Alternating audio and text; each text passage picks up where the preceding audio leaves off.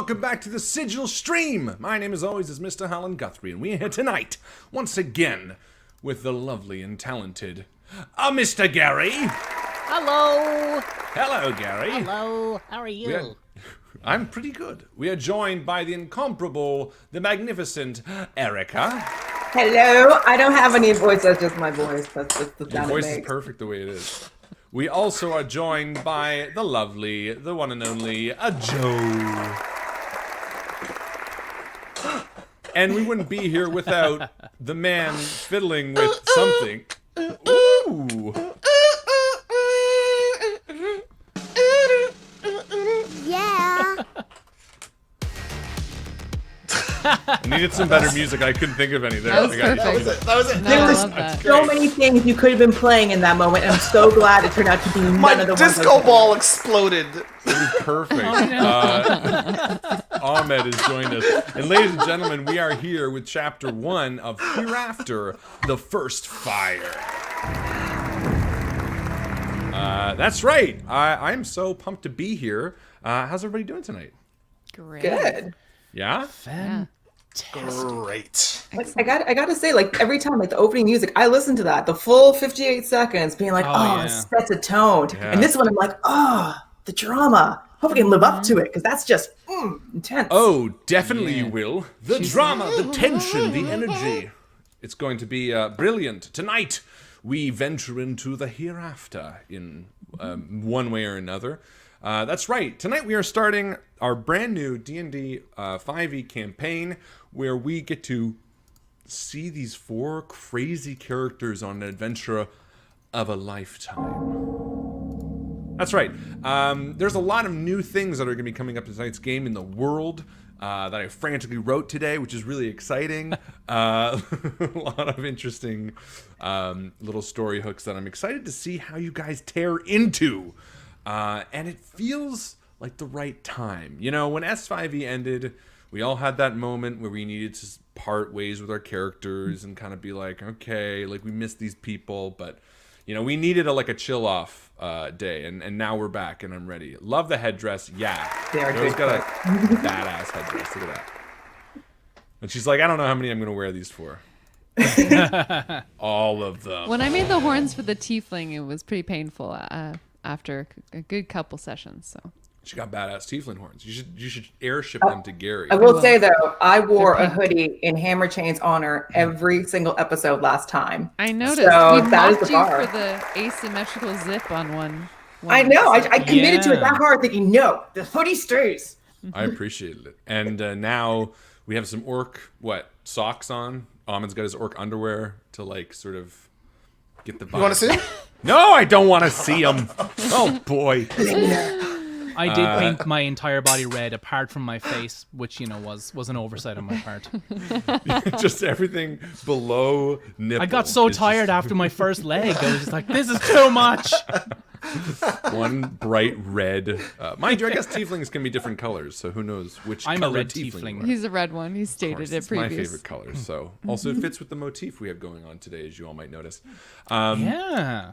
Yeah. So, ladies and gentlemen, Hereafter starts tonight. The First Fire is sort of the subhead of this game that we're going to be playing. Why, you might ask? Well, it is based in and around a module written by our very talented Eugene Marshall called The Temple of the First Fire. However, that will sort of come into play later on in the game as we're going to be building up the world around it, because what a fascinating world it is. ... sort of. I mean, there's a lot of amazing ideas in it, and I fleshed it out. So really, the work is all mine. Don't worry about it, Eugene. I'm sure it's all just credit Why will go even over mention it's him? only because I'm hoping he's watching. He Kidding, might. of He'll course. tune in. He's there with us in the spirit, and he can watch it back later too and get all Yeah, of the that's right. kudos he deserves. I'll get angry tweets. No, so that is From us. if you are interested in that, you can check it out on Drive Through RPG. I think it's pay you what you want. Actually, I don't know. So generous. It's that or it's $24.99. It's one of those two severe differences. It's either like pay $1 or pay $25. But it is available on Drive Through RPG, and you can get it. Sigil sort of company made. What do you call that? Sigil product. Sigil That's the word. produced Product. module. Sigil module, written by Eugene. And I think it was one of the first ones they did for D&D. So if you liked what we did with S5E and you liked some of the concepts and ideas there. Campaign setting. That's the one campaign setting.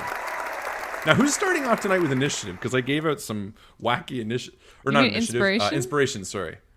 Who? Oh, I gave, man. I think I gave Erica one, didn't I? I do remember getting something, but I didn't think that I actually think you applied. tried to I give think that was Erica real. double inspiration. I think it should Yes. apply. I think we should start the That's allowed? campaign off with inspiration for Erica. What do you say? Yeah, absolutely. I think she made a dumb Good. joke that you really liked, right? I think she made you laugh, and that was Me giving Ain't inspiration dumb for if it dumb works. jokes? I'm gonna have inspiration all season. Everyone's gonna get inspiration within the first 5 minutes because of all the dumb jokes I'll be laughing at. to say penis. So tonight's game is going to take place in the world of Venus, which is Did you say penis? fascinating. I'm so sorry.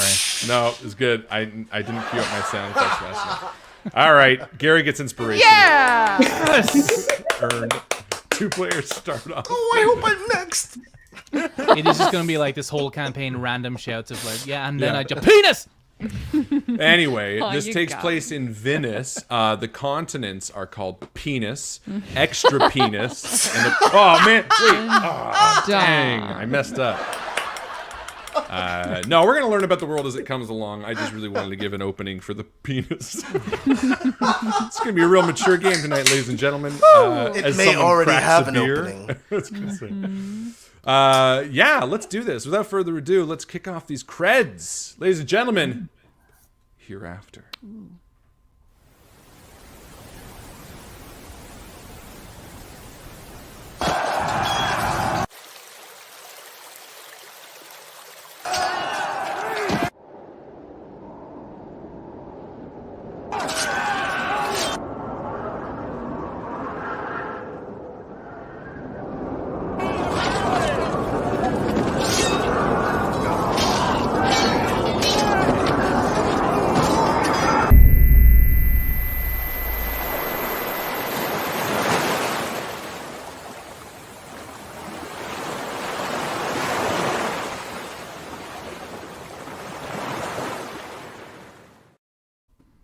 Long ago, so the stories say, the eastern shores of Asora were occupied by our peoples.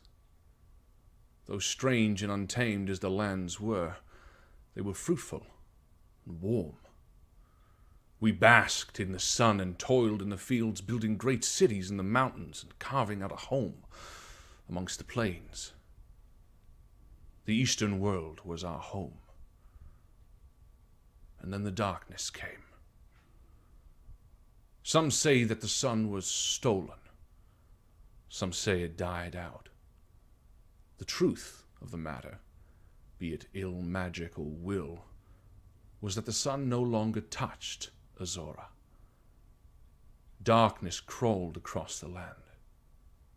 The cold came first. The crops withered and died. The lands became hard as rock and the soil infertile. But it was not the cold that drove us out. It was what came from beneath. To call the creatures that emerged from the darkness below monsters is unfitting.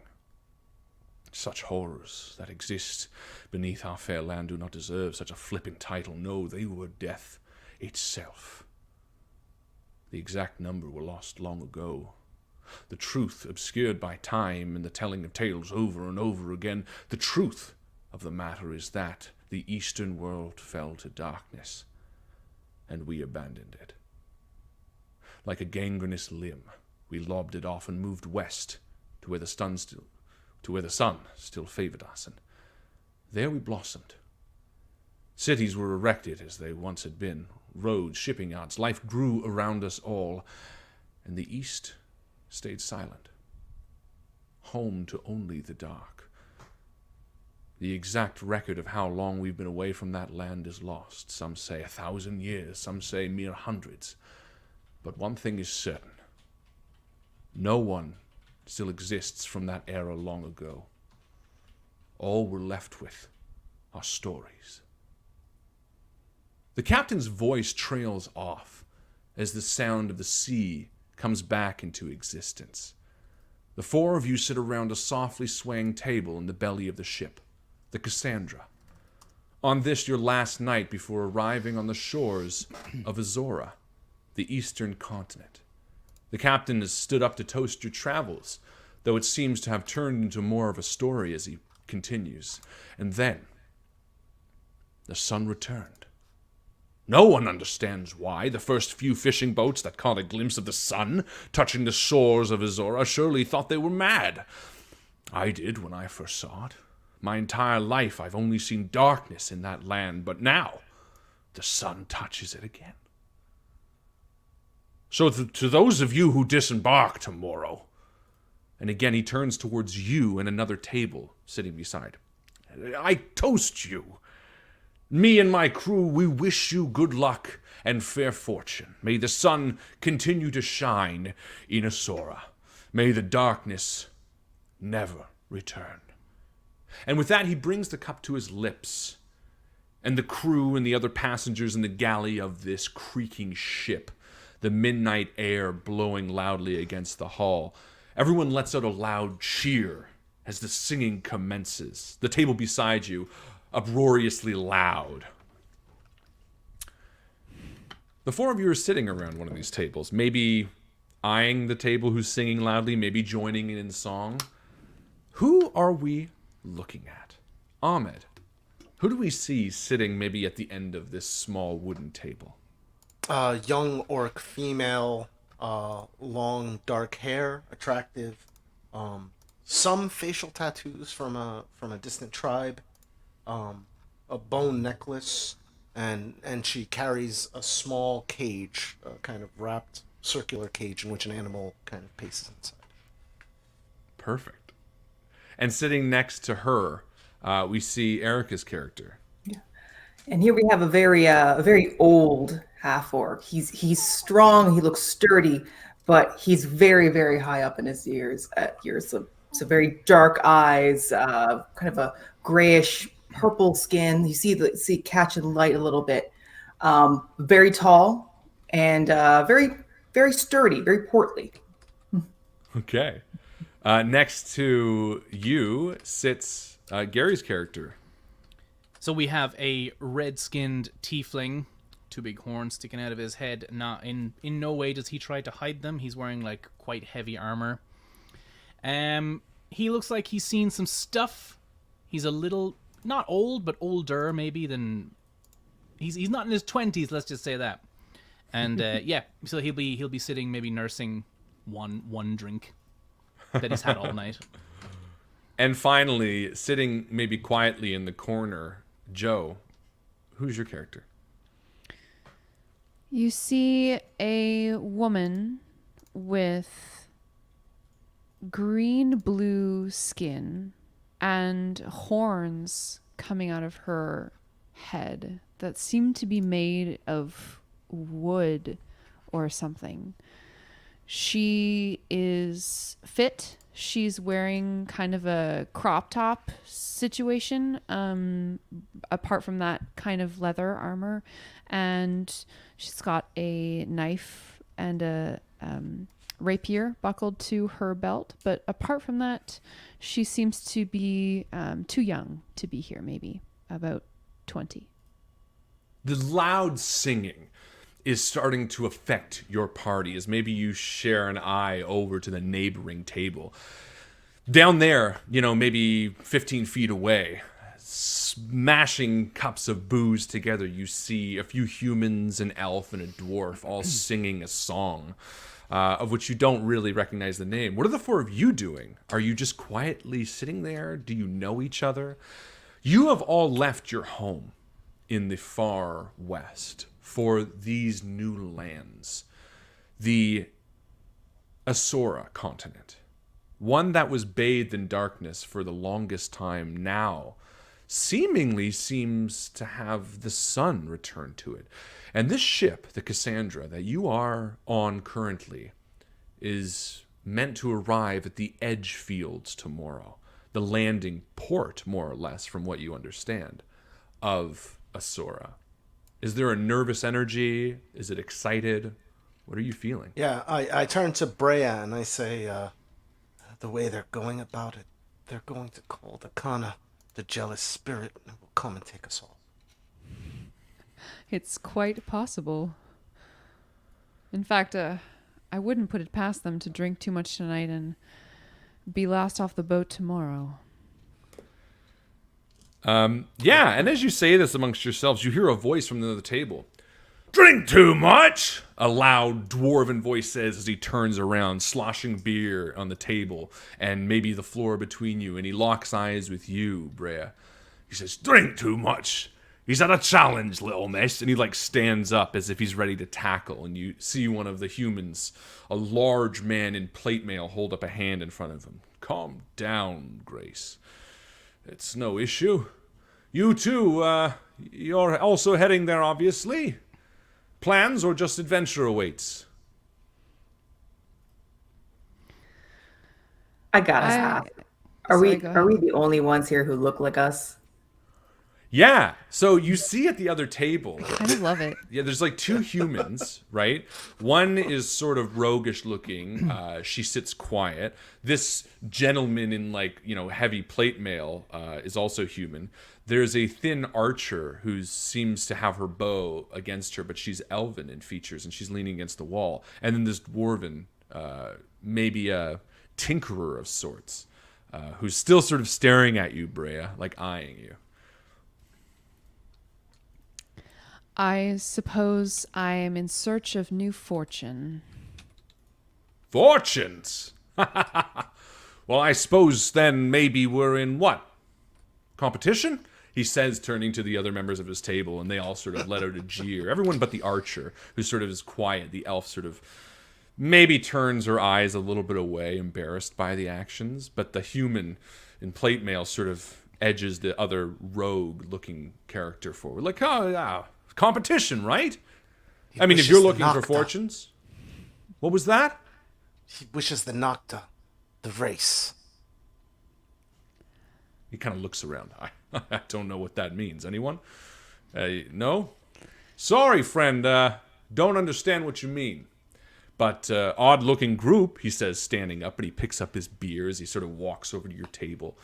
An orc, and a half-orc, and a tiefling, and I'm sorry, I don't know what you are, he says, looking at you, Brea. Odd-looking. Yeah, I would Yes. say. Small man, you cannot race. Your legs are short. I don't even know what that's supposed to mean. The dwarven tinkerer, who's like kind of half off of her seat now, is like, well, Vincent, I don't even know if these lads are worth it. They kind of look a little weak around the knees, if you know what I mean. And she walks right up to you, Sal, sort of eyes you a little bit, drinking big sips of her beer. I'm not gonna say anything.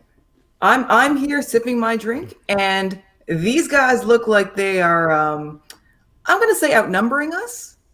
There's And only 4 of them, but they're definitely out. more than one, I think, right now works as outnumbering us. I don't know everyone who's like I don't know who I'm surrounded by. So pleasant smile. How long has this journey been? Yeah. Yeah, it's been about a week, and for the most part, you've all sort of kept your separate ways. Their team, more or less, has been really committed to rigorous meetings. You've noticed them spending a lot of time in a single room, sort of poring over things. And actually, why don't you give me a roll, Brea? Oh, yeah. Maybe an insight roll. Just want to let you guys know I cracked out a new set of dice for this character. Ooh. Nice. Can we see? Quite the celebration. Can we see? Oh, yeah. So we have like a red and yellow sort of swirly dice with white numbers. I like it. Okay, so here we go. Inaugural roll of the game. Inaugural roll. I mean, it's 11, so it's nothing. That's not nothing bad. terribly exciting. Double! First level. So. Yeah, Only double you can get. You've noticed, you've kept an eye on them in your roguish ways over the past week or so. In and my what ways? your roguish Accusations ways. flying. Well, we all know what class. I know, but she doesn't make that apparent. The GM doesn't know. I'm not saying this as a character. We didn't tell the GM. Spoilers. I don't know. I'm just playing blindly. Yeah, you've noticed that they've sort of coveted a few pieces of paper, perhaps. You know, maybe a map, maybe a letter. You're not exactly sure. Do I know who keeps them? Or do they stay in someone's chambers? You know that the lead man in the plate mail seems to keep them on his person. And as they're sort of, you know, drunkenly intimidating, you notice suddenly, Garrus, that the human rogue, this woman with her hood pulled up, is sort of right beside you. And at first you sort of think that she's been excusing herself from it, like the elf, but she sort of looks you up and down and almost like sniffs you. I think a friendly wager could be on the table if these people think they could do better than us. People, she says. And you notice there's a familiarity between her and the other man, and suddenly you kind of realize that maybe they're siblings. So they do wish the race. Like Garrus will like look. He will seethe very quietly for a second, and be like, he will like look at her and just be like, "I don't think we want any part of your wagers, friend. How about you go back to your seat? That will do us all very well, I think." Why don't you give us a persuasion roll? I have to use D&D Beyonds because I cannot find my die. Oh no, Gary. How Also- will you use your dice tower? You have inspiration, don't forget. I got it. Hold on. I when I get them, I will. You gotta better record the roll dice the tower dice sound. So we have this yes. lead man in plate mail. We have the sibling, this human rogue. Correct. There's a dwarf tinkerer, and then the archer. Yeah, the archer hasn't engaged. Got it. She seems to be just quietly in the corner. Oh, dude, where are my abilities? I got a 14 on the Oh, dice. you roll right on the and I- sheet. I didn't know that. 14. Here you we said? go. Here we go. For persuasion, I got. You said persuasion? Yep. 16. Hey, pretty good. Yeah, she sort of looks you up and down, and then you can tell she's like, all right, sort of. You get the vibe that it was sort of meant to be playful, and when she realizes like you're not playing back, she goes back to her desk, her table with her others, and maybe even pulls her brother along with her. And as they sort of part ways, the captain almost sweepingly kind of pulls up a chair like across the room directly between the four of you. I imagine them almost like picnic style tables, and two of you on one side, two of you on the other side. And he sort of sits right there, kind of looks confused at what just happened and says, "Well, hello, how is everybody tonight? It's been a long week." Yeah. So that interests me a lot because if we've been traveling together for a week and we've seen these people for a week, that's probably the first time they've actually come up to us at the end of this. I don't trust that. A captain like this, though, coming up, either saw some trouble happening or, you know, has been barging in on us every 5 minutes just because he's that kind of guy. I think you have had your individual conversations with the captain throughout the week.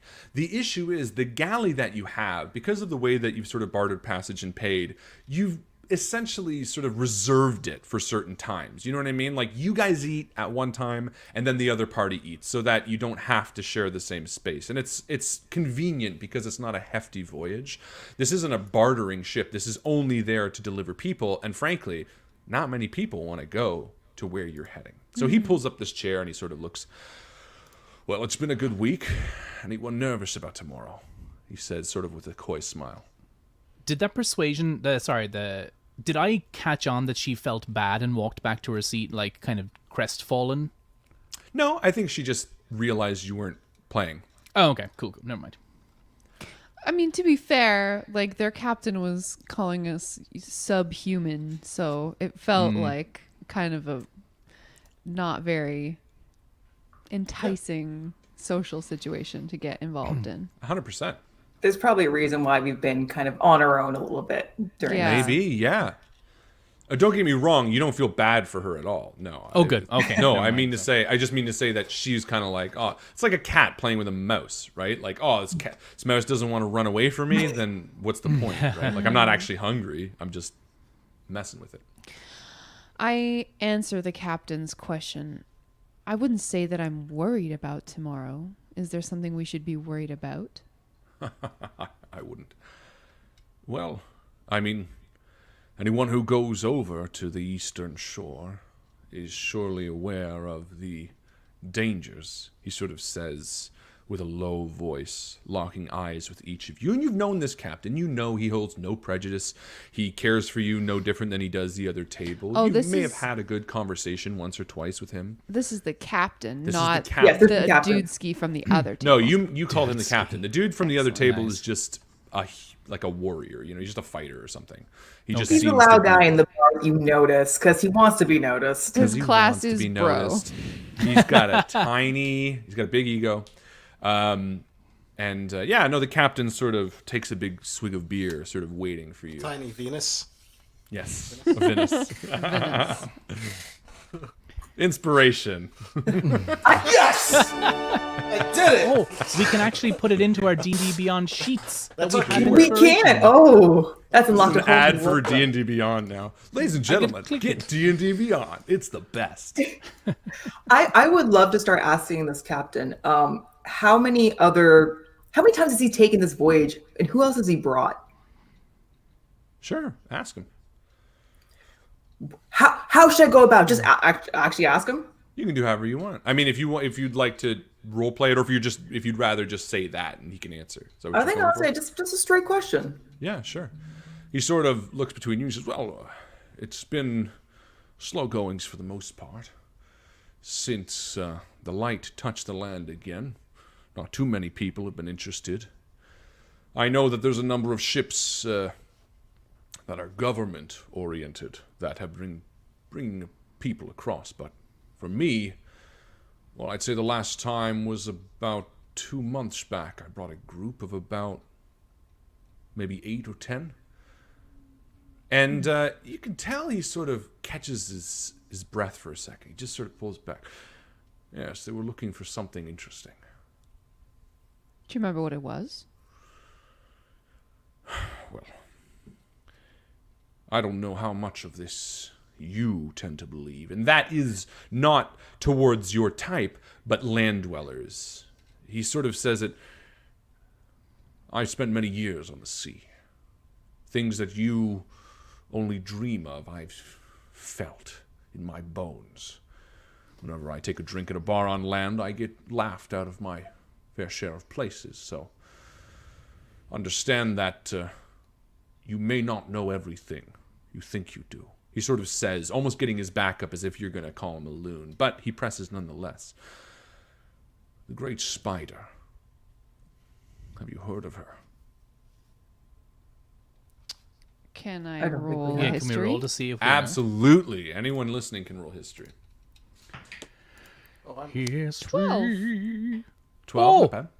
In natural 20. Yay, Garrus. Oh! Natural 20. Yeah. First 20. Yeah, Modifier to it, Garrus. so. As a religious character, as a religious tiefling, you know a fair deal about the deities of this land. And one of them that has long since been talked about, or rather has not been talked about in a long time, I should say, but is very, very old, is the Great Spider. And you actually know that this is a legend that is almost entirely to the eastern side of the world in Asora. This is something that absolutely has made it out of that continent alive when the darkness fell. And it is a story about the Great Spider who, from her web up in the mountains, took pity on the people of Asora and stole a star from the sky and gave it to the people so that they could have light. And this is sort of a way for the people who were in darkness for so long, for them to justify the returning of the light. And a lot of people believed, even from your side of the world, that the sun coming back is the Great Spider returning once again. So it's not like it's not a scary thing. It's like we want this. The Great Spider is a helper to us. As all religious can be misinterpreted and interpreted different ways. Who knows? Right. One person's heaven is another's hell. But Depends on what side you're on. depends on what side you're on. If you're pro darkness, or If you're a spider or fly. Garrus will say to the captain, he'll be like, "Yes, I've heard of it. Feel free to continue. You'll get no laughter from here, friend." and with that, he sort of he nods to you, Garrus, and he's like, "Well, then you know, great spider," and he tells you all that, and he says, "There was a group that I brought over 2 months ago. They were looking for something called the Temple of the First Fire. And they had a glint in their eyes as if it was something worthwhile to have. I've seen that glint before, whether it be a score of buried treasure or mountains of gold buried beneath a city. They were seeking fortune." And he sort of just nods knowingly to the four of you and sort of looks over his shoulder to the other table. And you kind of get the idea that he likes you and he kind of is giving you a tip that he wouldn't give the other fortune-seeking group. Does anyone say anything else to him or ask him anything? He sort of just, Unless he's actually been to this land before, what good is he? He's bringing us over. That's fair. Yeah, absolutely. Unless anyone has a different point of view. But that's a good point, and that's a good question, right? So Kala turns to him and says, "Have you traveled the lands of Asora?" No, I have not set foot on them. No, tomorrow I'll park a ways off from the reef, send one of my men out in a boat to drop you off, just like the others. But be careful. Captain, have you ever brought anyone back? No. No one comes back. Have you made arrangements to bring people back and they've missed the boat? Many times. I wait for as long as I am told and not a minute longer. The horrors that existed on that land are not only stuck to the land. There are things in On the reef. bright side, that is excellent news. Because now we know we have the door open to be the first. Do you say that to him? I don't think he'd say it out loud. I think he'd just either be mumbling it into his mug or just, Yeah, absorbing the I think he'll. information. Well, let's see. Let's see if he hears it. I'll be fair about it. You might A see natural it. 20. You might catch a smirk. Natural 20. He hears the mumble. He's like, and he laughs. Like, I suppose you could be the first. Yes, absolutely. But I assume if you are heading to this place, you don't have any intentions of returning home. None. And he shoots his eyes towards you, Brea, and he says, "None, eh? So what do you leave behind?" Everything. And then she doesn't say anything else. She just kind of realizes that she's maybe said too much. A little flush. Green on her Everything cheeks. for a young girl is not that much. Surely there's something worth holding on to from the past. No. Nothing. Fair enough. And sort of reading the vibe, he turns to you, Sal. You, what do you seek in this new land? What are you leaving behind? I'm not leaving anything behind. I'm coming back. Ah, fair And enough. I can feel like Sal, and again, Sal doesn't seem to be the type to be too boisterous, but I can see him looking at Brea in that moment where she says that she's got nothing back, a look of thinking, you'd better be coming back far enough to get me back on this boat. Yeah, I feel like the four of us have, over the past week, at least made more than passing acquaintance, because I think almost this other group has made us into outsiders and kind of forced us to kind of band together in a way. Yeah. We sought each other out. We Yeah. saw the difference there, and I think if we weren't Yeah. traveling together, we'd be together regardless. So did you talk about your intentions? Obviously, Brea, you have no intentions of returning home. Yeah, I think I made it quite clear that I'm...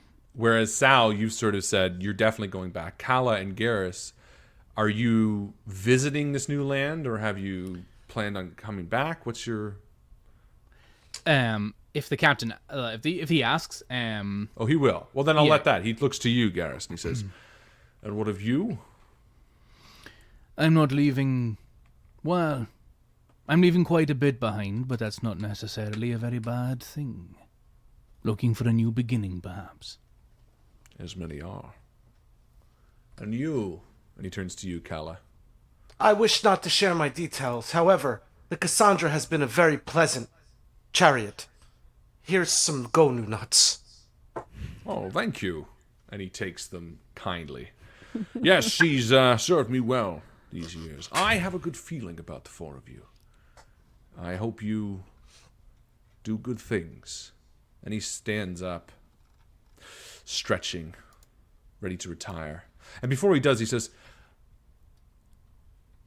a piece of advice. When you hit the plains just beyond the beach, keep a watchful eye. Good night, and to you, and he sort of nods to the other table, and they uproariously toast him, and he sort of turns and exits. The other crewman sort of continues serving throughout the night. I think I maybe put my head close to my other companions, sort of motion for them to speak privately with me, maybe while the other crew is having an uproarious laugh about Oh, some... yeah, they're like singing a song now. Yeah. And Brea's like... dead. Body shanty. Yeah, they are, yeah. I'm not sure if you noticed, but it seems like they have a map we might want. I did hear him passing. They had something, all right. Is that a map we can get? We Wow. being a little bit cheeky. It's a map we might certainly get, if we can cause a distraction. I imagine it will take, Well, to be honest, I agree with you, because when that lady said people and sniffed, I wanted to cut her head off. So I will help you in any way I can, but I'm not much for sneaking, so I may as well cause the distraction. I recommend not picking that as the distraction. You still have to land. Oh, no, I won't do that. Oh, no, goodness, no, I would never do that as a distraction. I wanted to, but I held the urge down. I held it down. I will cause a safe distraction if that is necessary. That is needed of me. Kala, you're muted. I say, no. This is a job for the Nakda. And I get up and spin from my chair and I head over to them and I say, it is the race then. We race for your map. Oh no! Kala. No, Not one that's for too good. subtlety. Yeah, the fighter sort of turns around. Sorry, are you talking to me? I couldn't understand between those I'm fighters. staring down at you. I am talking to you. Can maybe Garrus walk over and be like, think nothing of it, my friends, a bit in her cups, perhaps. Ha ha ha. A good night to you all. And I think he like stands up and kind of stands towards Kala. And Kala, you see, how tall are you? I think I'm like 5. I know I did this on the sheet, but I think I'm Yeah, like so this 5, human 10. fighter sort of 5. doesn't loom over you, but if not matching you eye, he's taller for sure. Oh, he stands up. Yeah, and he just sort of like grows, and quickly the dwarf and the other humans sort of surround you a little bit, and things are starting to get a little heated. I'd like to point out to Brea that at least now she knows where the map is. Well, that's something, I suppose. So Brea and Sal, you just stay sitting at the table? No, Brea's going to get up and Yeah. move her way towards Kala, sort of positioning herself between Kala and this lad. Yeah. And And you Garrus can, is standing And like at behind her. that point, I start to read the rules of the Nakda and how it should be properly and create a distraction without actually knowing that Yeah. I'm creating a distraction. so Brea, why don't you give me a sleight of hand with advantage, because Kala is distracting with this like, She's like, rule 1, no cheating. Rule 2. and it's getting like all heated. It's like that moment where like his sister's sort of pushing her way in, he's sort of pushing his way Okay. out, and the dwarf I got is- an 18. Yeah, and he doesn't even feel you slide the parchment out from his breastplate pocket. Like, you just sort of slide it out. And he's like, and that's foul thing, he sort of says under his breath. And as it sort of reaches this fever pitch, Brea, you again slip it out into your pocket, no issue. You see that the elf against the wall sort of steps forward, and she slams her bow on the table. And you would expect it to sort of bend. No, sorry, like the chair, like the chair, like the... The bench? Yeah, bench, thank you, on the bench. And you'd expect it to bend, but the bow is stiff. It's made of something you don't recognize. It just sort of makes this loud thud. And oddly, the three that are sort of fighting just stop and turn towards her. And she sort of says for the first time, "That's enough," in a very confident way. Secret leader. And the three of them turn around and sit back down. And I'm assuming the four of you slip off. Yeah.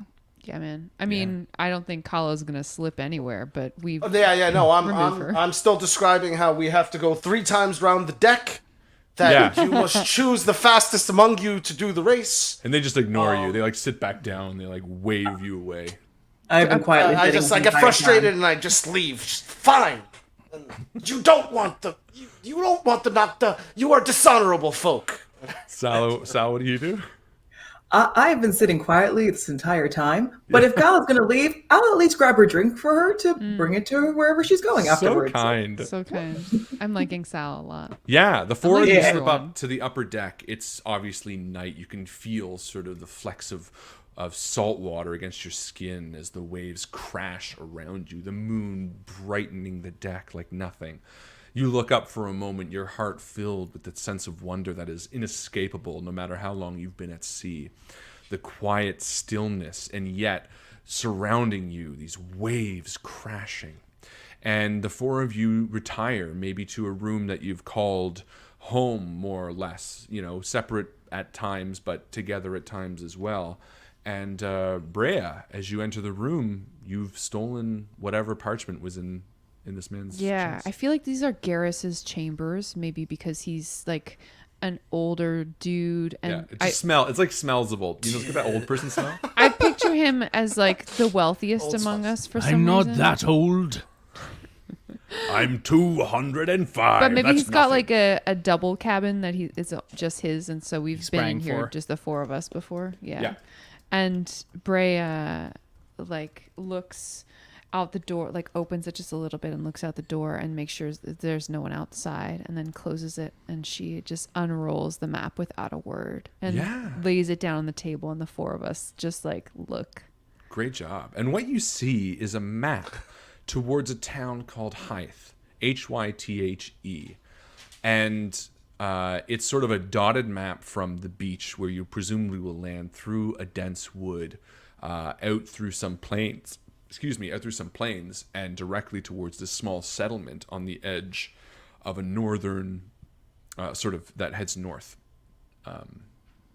Sort of scribbled in the corner is a note written in what you would imagine was the human's hand, and it says, Meduline Silver Arm, leader. Oh, they put that on the map. Yeah. Can we make a roll on that note just to see if we know what it means? It seems to be It a looks name. like a name, does it? Yeah. Right.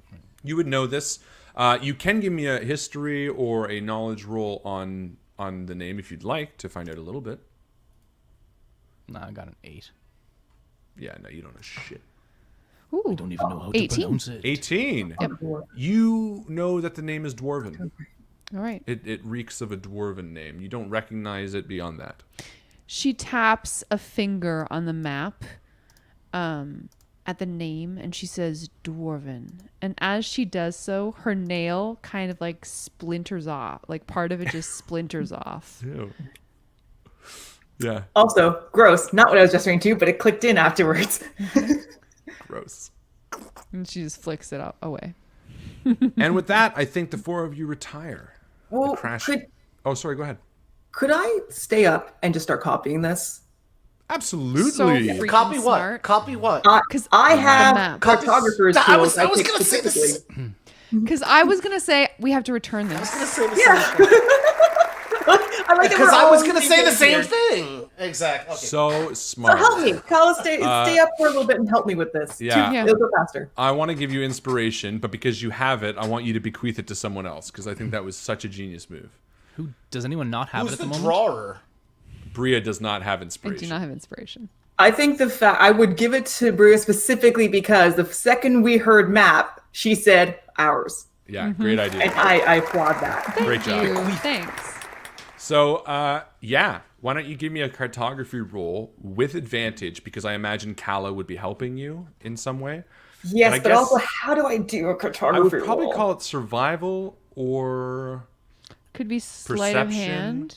I was Could gonna just do be my straight own up too. Can I performance. just- I'll throw survival, and that's how does that work? Oh, that not do great at all. actually, you know what? You're giving him his original back, right? Yeah. So irrelevant. So for a second, I thought you were trying to forge it, but you're not. So all you're doing is making a copy for yourself. So even if only you can read it, you're still going to be able to do it.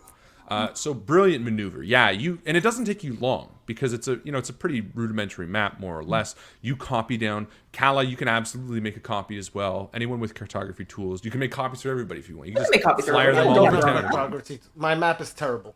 Maps what do for you think? people. Anyway, I got an 8. We'll be stationary in Garrus's room, be like, just use as much paper as you'd like. It's like snacks. He's like got poetry written down. He's like horns, the gateway to the soul. Just don't look at that book. It's my and what do you- anthology I'm writing. And what do you do with the original map, Bria? I'm gonna wait until there's no one in that common room. So I'm gonna stay up later. Maybe too late because I don't know how long those guys are gonna party. Yeah. And then once they leave, I'm just gonna discard it underneath their table as if it had been dropped. Brilliant. I love it. Nicely done. Yeah. Wow. That earned you your inspiration. Yeah, you earned it. Yeah.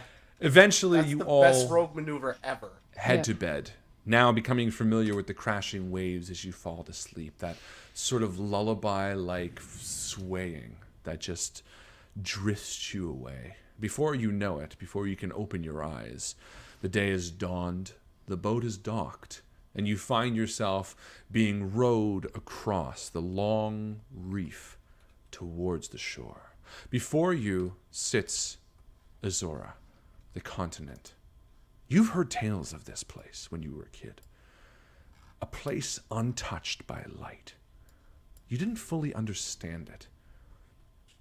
And yet, it's so clear staring at this place, which has only had light for the past 6 months, exactly what kind of toll that's taken. The trees that are set pretty far back from the beach, a couple 100 feet, are all barren. The frost frozen for the many years that they were, now dead as the sun comes back and melts. The sands themselves are almost black. The shore must have been solidified for eons. And as the waves crash against the hull of the small rowboat, the man who is from the ship, a man named Oscar, one of the crewmen, a human, rows you across, and you grow closer and closer as your heart beats up into your throat and into your ears. This legendary place, only a few feet away, and with a soft, you shore yourselves on the beach. The man helps you unload your few things, backpack, whatever you have on your character sheets, obviously. And before long, you see him rowing back out towards the boat. Now, you know from sort of context clues and talking with the captain that the other crew has asked to be let off a little north or south of here. You don't know exactly. They made it very clear that they didn't want you to know for whatever reason. And as the rowboat heads back to the ship, over the next 10, 15, maybe 20 minutes, you see the ship raise its anchor, set sails, and head along the coast. And you are alone, standing on the shore. Are we the type to stand and watch it sail away, or are You we the tell me. type to? Kala immediately takes inventory, measures the sun, and begins to like pick out a location for camp or like wherever, like in the barren trees. She starts. Is like, it? It's morning. survey. hey? Morning. So we're First thing morning, yeah. excellent. Now you, actually, why don't you give me a survivalist roll, whoever would like to, while viewing the map. I drew the thing. Got an Woof. You drew the 15. Nice. Sal, yeah, you pull out the map and I can read it. Yeah, well, based on sort of the ledger that was in the original, you can guess that this settlement, this height, is at least a day's travel inland along the path, that's been set out. Excuse me, in this map. So you will have to make camp eventually. I'd just like to very quietly just lower the map, and not only thinking of it now, does anyone know where they got their map from? No clue. How similar does what we're looking at look to what we're seeing now? Yeah, I mean, it's a pretty bare bones map. You see, and if you want to zoom in on the actual map to the edge fields, you can see.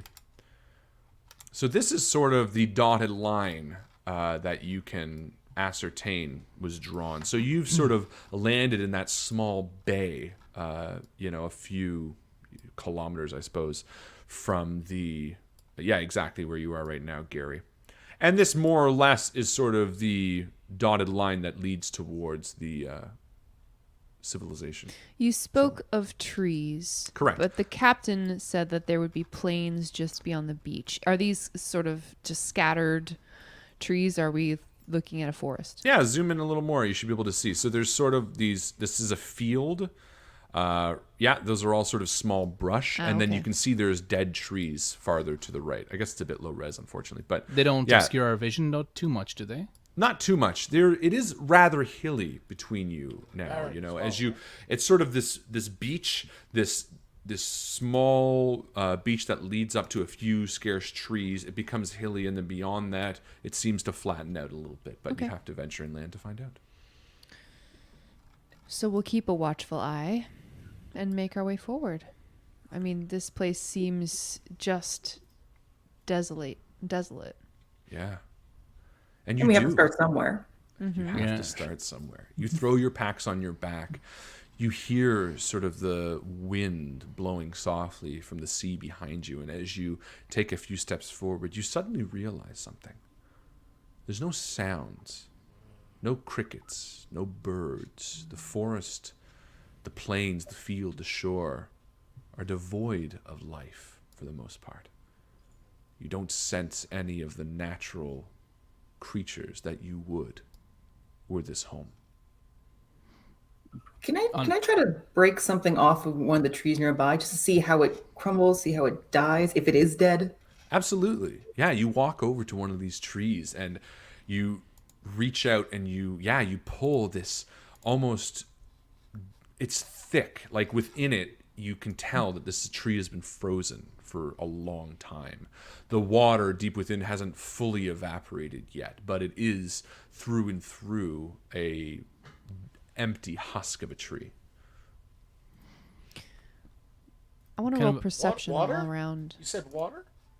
At one point, yeah.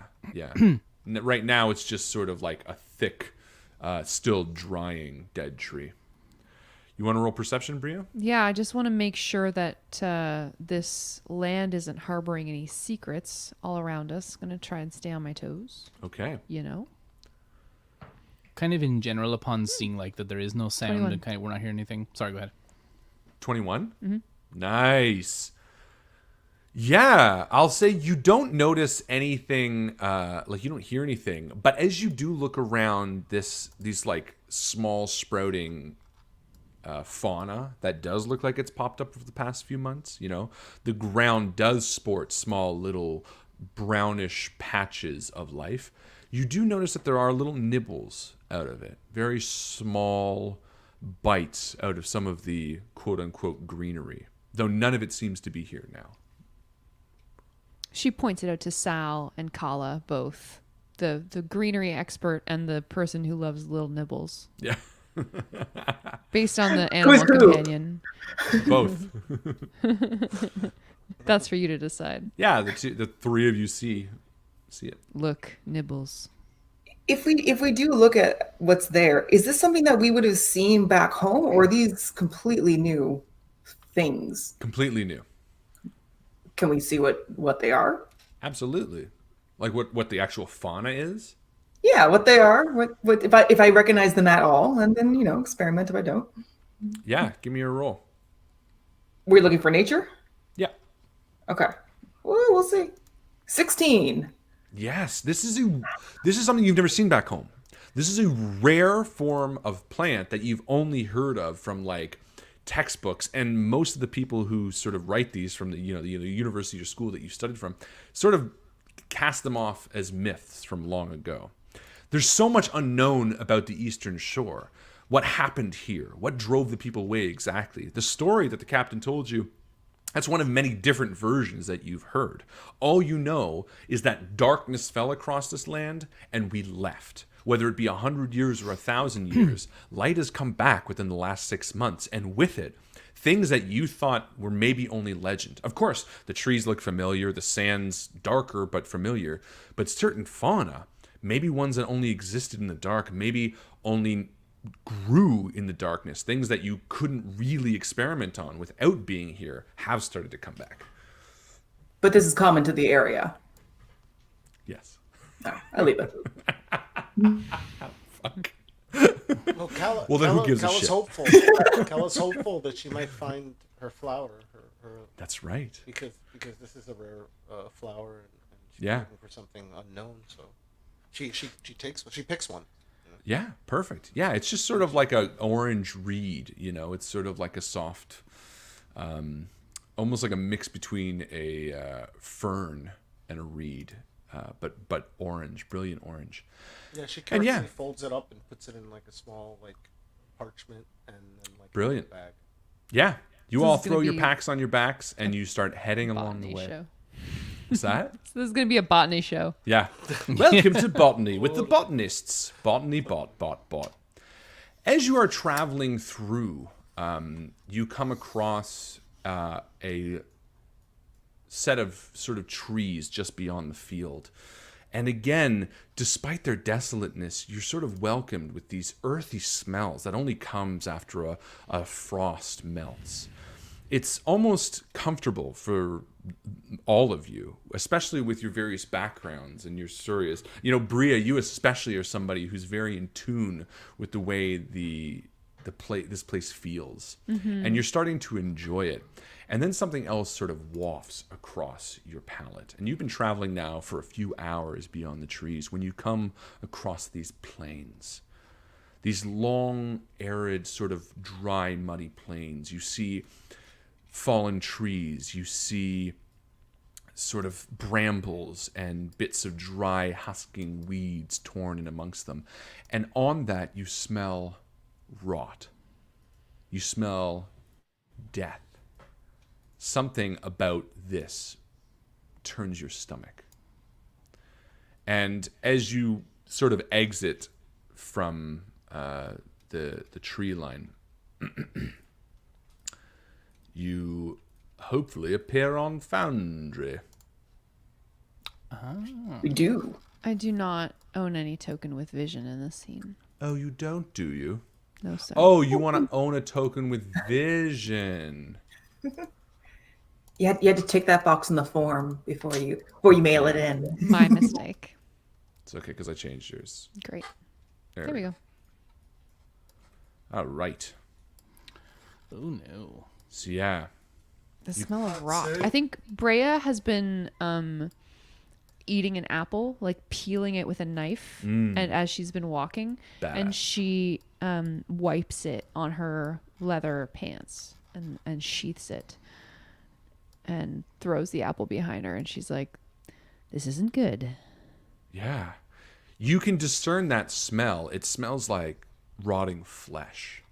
And as you look around by your feet, you notice bodies all around you on the floor, at first obscured by the foliage and almost into the muddy ground around you. The stench of death wafts up towards all of you. Garrus, maybe only 10 feet away from you, you see a rotted corpse lying in a muddy puddle. And surrounding you, the wind, quiet as it is, seems to almost stop.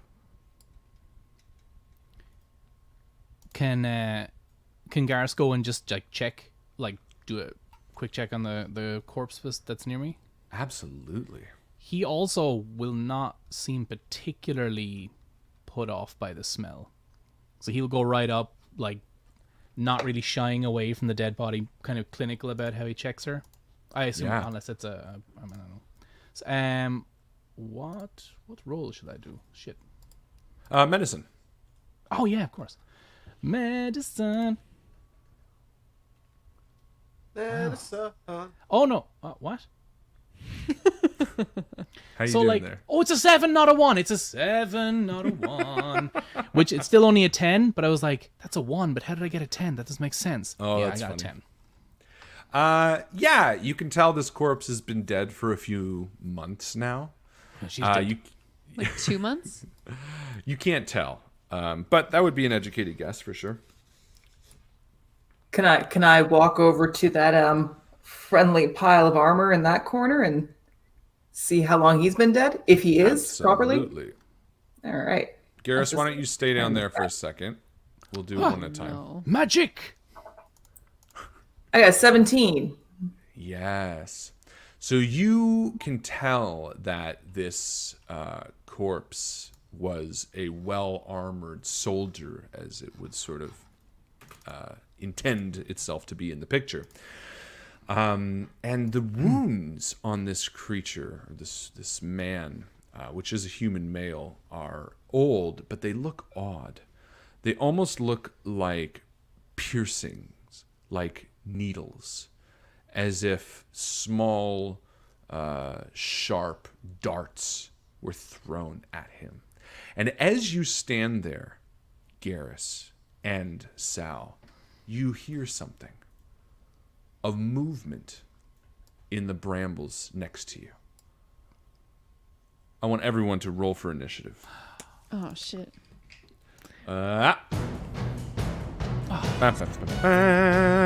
Remember, we're just baby level 1s. Yeah. I got an 8. I don't like this.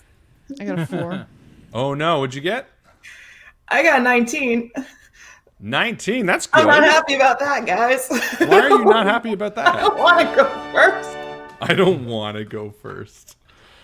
Okay, 19, Erica. What'd you get, Joe? 4. Ooh, Gary? 8. And Ahmed? 15. You guys are killing me. Nice.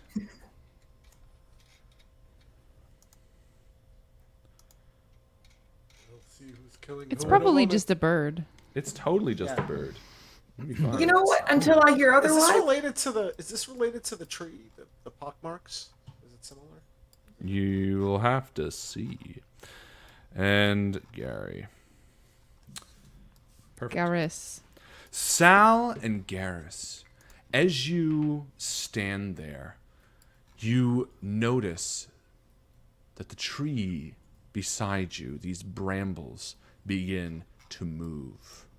And out from it walks this small plant-like creature. And Garrus, as it walks towards you, its sort of shaking, thin limbs reach out towards you and strike you. And it is going to try to hit you with a 14. That will miss. Oh. Oh, yes. Sal, Tank. one stands directly beside you. I'm just going to move him so you can see. And these brambles just lash out and attack you with a 10 to hit. It misses. Amazing. Yay. And then you see one more emerging from the bushes. It walks out and begins heading towards you, Sal. And as it does, it almost confused. This one looks a little larger. It's almost the same height as you. Its tall, sort of broken branch-like limbs twitching with needles falling off of it as it walks. This plant-like creature steps towards you and attacks with a 10 to hit. Yes. Keep that up, Marlon. I'm liking it. And I'm assuming that misses. It does. Brilliant. Yeah, these 3 creatures miss you. At top of the round, Sal, what do? You are surrounded on both sides by these blights, these twig creatures that seem to want your flesh. Well, I think we put a couple pieces together on what happened to everyone else. I would like to pull up my clothes a little bit and cover my nose because I don't like the smell of happening around me. Who does? And then I think I'd like to, I don't know if this is actually going to work, but if I can try using mold earth, can I try to root this thing into place? Root it into place? Yeah. Would Would that work? I don't know. Let's see. What's mold earth? You target an area tar- of loose earth. You can instantly excavate, move it along the ground, and deposit up to 5 feet away. It doesn't have enough force to cause any damage. You cause shapes, colors, or both to appear on the dirt. If the dirt or stone is targeted on the ground, it becomes difficult terrain. You can cause the ground to become normal terrain if it's difficult terrain. If you cast a spell multiple times, yeah. So you want to like move the earth onto it, sort of? Yeah, I just kind of want to shove some dirt onto it and just kind of stick it in place if that's possible. It will cause it to have difficult terrain, but it won't damage it, and it won't impede it all that much. I like the idea a lot, though. I think it's very cool. You know what? If I have enough sense to figure out that, I'll just blow poison spray at it. Cool. Poison It's a lot spray. easier. All right, is the big that? one that's attacking me, which is not going to. Oh, did not work. Look I should have like- tried the other one. Oh, no. What'd you get? Oh, that was the damage roll anyway. I didn't actually roll for to attack. Oh, there you itself. go. You get a redo. Are you like spitting acid? Yeah, what is this attack? We're gonna go with spitting. Yes. I love that. What's the spell called? Nice. Poison spray. Poison spray. Nice. What? So you extend your hand towards this creature, Yes. and you project a puff of noxious gas. That's cool. So it's a saving One throw. Tiny thing, unless it makes a saving throw of 11. Perfect. Let's see. And what is it saving? Con. Okay. On the big one, you said?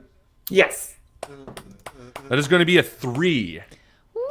Well then, sir, Nice. you treat that tree to a delicious 1 damage. To a tree. Treat that tree to a tree. So it takes 1 damage. Nice. Yeah. Yeah. You see it sort of makes no sound. It just like shakes. As you While I'm puff there, can I see what towards it is? You can roll if you'd like. Give me a nature Absolutely. Is roll. that nature or Yeah, give me a nature roll. okay? That is 16. Yeah. Again, you've heard tell of these creatures. They blight a land similar to this. They come from nature and are typically sort of woven out of poor spirits that have died long ago. You would know this, at least this one beneath you, to be a needle blight. Great job. Is that your turn? That's it. Perfect. Ahmed. Okay. What does Kala do? Kala moves up, and as she's going up, she goes into a roll, draws her swords, and attacks the northern blight with them. Yes. Going Get in. him. Getting them. So that's her first attack, and here comes her second attack. She gets 2 First attacks? attack is a 15 and then a 13. 2-weapon style. My bonus attack is my second attack. So Cool. So she So comes you're down to slice 15 and 13. 15 and 13 on the one to the south, correct? North, please. I can't see out on my screen right now. That's why I didn't. Oh, okay. I'm assuming you Not a mean big deal. the one Yeah, below, that's this, perfect. the bigger one, right? Yeah, okay. That's perfect. Yeah. So a 13 and a 15, both hit. Excellent. That's quite the Okay. style. I Yeah. will say. First one is 9 points of damage. Amazing. Second one is 7 points of damage. Yeah, you kill it. Piercing, 'cause they're short. That is much better than my little poot of poison. Yeah, you kill it. This thing collapses in a sea of needles, just as it falls apart before you. And you see the relief wash across Sal's face. Garrus, you are standing next to one of these blights. So like, sorry. What I've seen when these guys attack, the attacks are consistent with what I've seen on the dead bodies. Yes, they seem to be clawing at you with tight little needles. Okay, in which case Garrus will he'll draw his long sword almost reluctantly, hold it up to his face, and will just be like, "You will find me not such an easy foe, and you will do no more harm here." And then we'll attack. Brilliant. Well, we'll see. Talking to the tree. I am talking to a tree. Hey, they can understand you. And there's the first natural one. 5. Lads, I know it's not possible to roll badly, but I do roll badly. Across you all do. media. Yeah, you do. Yeah, you swipe at this thing, and it's just too short. It just goes right over its head. Are you going to move and take an attack, or are you... Well, I want... no, because this thing... You make I it sound so suppose tempting. This thing wants to go through me. So I'm just... Yeah, I don't want... It is now my mission to destroy this thing. Brilliant. Okay. Fucking needle blight. I'll readjust my swing for the next attack. Bria. Yeah, she pulls her short bow off of her back Nice. and aims a shot over Garrus's shoulder. Perfect. Oh, with a 19 to hit. 19 hits. Nicely done. That's 8 damage. Yeah, it pops. It disappears in a sea of needles as it dies. It doesn't even make a sound, just like a as they all sort of fall to the ground. Like an old Are you gonna Christmas move at all? tree. No, I'm staying put. Perfect. Sal, the creature before you, reels back with its needle-like claws and tries to attack you again. With a 13 to hit, That one does hit. it's going to hit you with... Oh, this dice set doesn't have a d4. What the hell? What? I know. Wait, 3 D4? points of You're rolling a damage. d6? Are you rolling a d6? They're little We're guys. we're at a place where that actually is a significant part of our HP. I So know. I didn't like that. Yeah. I did balance this encounter, and it is medium. That's okay. You're doing great. Perfect. It is, yeah, so it claws you. You feel the little needles sink into your arm, and that is that. It is your turn. I would like to properly do a nice puff of poison. Pull my mask back down at least enough to be able to do that, get it from the appropriate trajectory, and another con saving throw. Cool. Does it smell? You should. That is a Skunk? 10 to save. Nah, no, you need 11. Ha! You do not get very much damage though. You get 3. 3 damage. Okay. I need to eat a little bit more. It's been a long journey. Ahmed, what does Kala do? Oh, Kala goes beeline straight for that one. You know, shakes the needles off of her blades and then just goes in for another attack. That's a 10 and a 17. So the first misses, the second one hits. I'm gonna roll the damage here because I rolled it on the other program. Roll the damage here. All right, 7 points.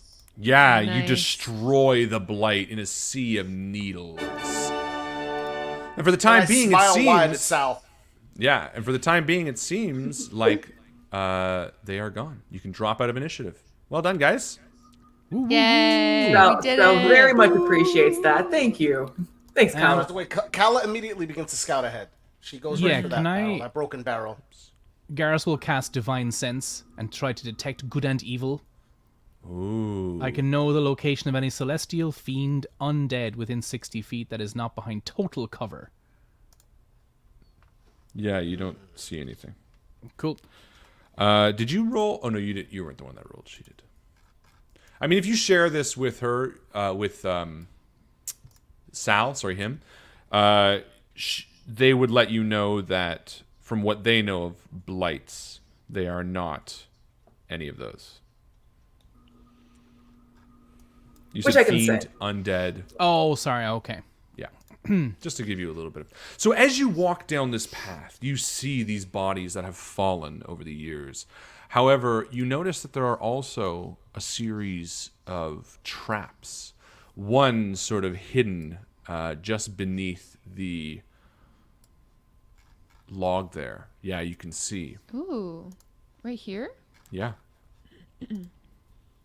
So you might want to be careful where you're stepping. is what I'm Dang. getting at. Now, if we see those logs there, do they also look like they're very old, very kind of rotted in the same way that any of the other tree trunks and trees would be? Yes. Just see how old these are. Okay. Is there any good looting? Give me a roll. I want to check the bodies, but I also want to be wary of the traps. Check the bodies, be wary of the traps. So what are you going to roll first then? Probably... I rolled a 14 for my perception. Yeah? Okay. And I guess, did you want investigation for the traps, or what would you like? Investigation... No, perception's fine for the traps. You sort of Great. see them. I see those traps, and then I guess I go over to the bodies, and I check them out. Cool. Yeah, but which body are you heading towards? I want to go over to this guy. Okay. Yeah, so he's at the bottom of a pit. Oh, dang. That's a pit, right? That's a pit. That's a pit That trap. is a It's a pit. real pit. Yeah. He's in the pit. That's the pits. Erica's so pleased. It's good. It's the best. Okay, well, I'm not gonna bother with that guy then. I want to go over here. Perfect. Yeah, as you head over to the brambles, you sort of push yourself between them. And you search this body? Yeah. Yeah. Let's see what you find. Now you do find something. You find 3 bottles of lamp oil. Ooh. Hell yeah, I do. He sort of has a leather pouch tied around his waist. This murky liquid is very clearly something that would not only serve lamps, but you could also douse a torch in and help with any sort of light that you might need. Put it in my messenger bag. Put it in your messenger bag. Question, did he have a lamp with him? Yeah. He did? Okay. Oh, no, sorry. No, But he I didn't. don't find that. No, he didn't. Okay. Well, I'm just trying to see if I'm adding the lamp oil to the briars, like the needle blights. Maybe that's what we should keep with us, just in case. No. No, he doesn't have a lamp with him. He just had this lamp oil. I got Okay. a lamp. You got a lamp. Yeah, I have a hooded lantern, so I can use that, I'm That's sure. the best. That's what you need. Sal, Garrus, Kala, what are you 3 going to do? I'll check the guy up the top of the screen. If I have to roll to sense the traps, I'll do that. But unless Bria told us what she saw. I mean, Bria did an investigation where she was heading.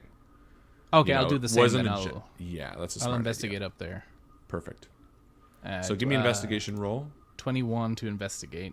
Oh, perfect. Yeah. Nice. Yeah. You do notice that underneath this body, there is sort of a previously sprung footfall trap that would have sort of sent spikes flying at one point, but does not seem to be damaging anymore. However, without properly investigating, it's possible that I would have made you do a little roll and you could have fallen on it. So you are safe. Cool. So these bodies are fresh bodies-ish. A few months at least. And these traps are also fresh? Right. The traps are very old. Very Great question. old? So at least within the last 6-ish months, you know, but they seem older than that. Something about the way these traps have been here perplex you. And as you search the body, I'll come back to that in a second, but as you search the body, you find a wine skin. Oh. Seems like it's still got some vino in it, brah. Do- Hell yeah. Do I notice Aged. anything on his armor to signal where they might be from or who they may be fought for? And if I Yes. recognize that armor, or whatever you do. signs they might. Great question. Why don't you give me a history roll real quick? I do now. I do. Oh, great! I roll 6, very high. Yes, you recognize this crest as an offshoot of the Crown Shore. You know that from obviously where you guys come from, there are many different factions within the Crown Shore. You recognize this as one of the governing factions there that is not currently in power, but once was. The Lion's Head is what they're called. And you recognize that even though their emblem is no longer used, this is sort of a subsect of the Lion's Head. One that was perhaps in power maybe about 10 years ago. Cool. I'll tell people that. I would also just like to ask, how long ago did the sun come back, the light come back? 6 months. Okay. Because as we were working here, we tore off the bit of the tree branch, we said that it was very hollow and frozen. It's not like there'd been a lot of water in it. So I think, however old these bodies are, they're about as old as the traps. We're just the traps. So the bodies seem like they were here within the last 2-ish months. That's sort of what you ascertain based on how long they've rotted and stuff like that. That is what I said, correct? Yes, and Yeah. I'm wondering if it's maybe like the captain said 2 months back he brought a group of 10 people here that were looking for something. Correct. I wonder if they didn't even make it like much past the beach. It's possible. Yeah. It's very Ancient More possible. than here. However, the Five captain also mentioned that many different governing factions were bringing people across. fair, yeah. And he did, and I mean, this you wouldn't have known because it wasn't exactly asked, but one of the things he might have casually mentioned was that there's only a few landing spots for a boat to really get in anyway, which is why, there's sort of a commonality here. So it's possible that just other ships have been letting people off around here too. And you do now recall that when he left your table, he mentioned to be wary of the plains. And as you look around, you see exactly why he meant that. You sort of step back a little bit, Sal, from like the edge of a hidden pit just before you. So from this knowledge, it's better to assume that these are more recent arrivals rather than recently thawed. Correct. But you can take a look at the traps, because as you did ascertain, those do seem older. I would like to investigate my way towards this barrel, because I don't know why that's catching my eye. But I'd like to go up there. Why wouldn't it? It's a barrel. Especially if there's any sort of traps in my way. I'd like to... It's probably a barrel trap. Great idea. Give me an investigation. Watch it be. 17. Yeah. You walk over, or rather you take a very strong look around the barrel, and you do not see any traps. You look There, I made a very serpentine route over there. Perfect. Why don't you give me a quick looky-loo within the barrel? Okay, let's see if I can see. What the heck is a bee? Oh, that is a... that is a bee? a natural 20. You sound like our son, Henry. What's a bee? Natural 20? That's a 20. A bee is a 20. Hey. It's a 21 for Third one perception. tonight. Wow. I thought you were looking at an 8. Yeah, me too. That's what Henry always does. He's like, bee. I can read. Yeah, as you look in, you find 2 interesting things, quirky things more than anything else. You find an old receipt that is handwritten but well faded by now, but you can see at the bottom there's a total. It says 15 gold pieces, and sort of amongst it you see maybe wine. It's like a supplies list. You can't quite make it out entirely right now. And you also find a pair of spectacles, glasses, that are well worn and cracked a little bit. Oh, that's nice. Yeah. Do they look like anything particular? Do they have any insignias? They look or like styles? they fit you. Yeah, I wouldn't mind just trying them out just to see how they look. And suddenly, life clicks because you realize for the longest You've time that needed you have these- needed glasses. this exact And this is prescription. exactly when you realized it. Sal, you can see so much better now. Hooray! Is it like conceptually seeing? Like my vision's cleared? It is. And as you are staring, you see movement in the twigs behind you. Everyone roll for initiative. Oh no! Like I'm bearing bad news. Oh, crumbs. 10? Thankfully, only 6 this time. Natural 20. Oh! You got a bee! Natural 20. So, Joe, you're at the top now. Yeah, that's 24. Or sorry, 22. I was gonna say. Erica, what'd you A get? 12.